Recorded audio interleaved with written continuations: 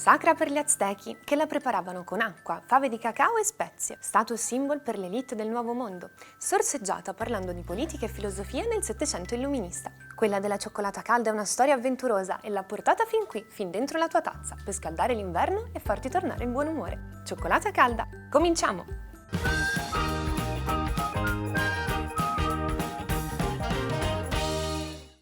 Per prima cosa sciolgo il cioccolato fondente a bagnomaria, l'ho già tritato per semplificare l'opera.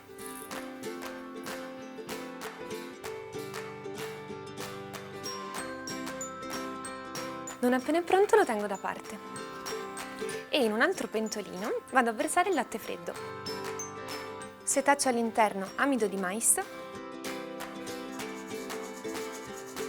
e cacao amaro in polvere. E vado subito a mescolare con una frusta per stemperare le polveri ed evitare i grumi.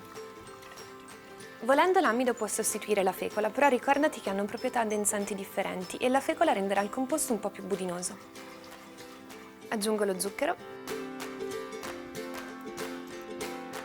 Naturalmente puoi regolare la quantità a tuo piacimento oppure scegliere uno zucchero di canna. Appena il latte sfiora il bollore, aggiungo il cioccolato fuso.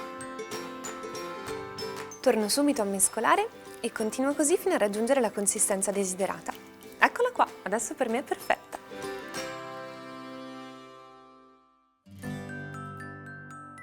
Con un ciuffo di panna, un pizzico di cannella o come piace a me, con una nota di fleur de sel.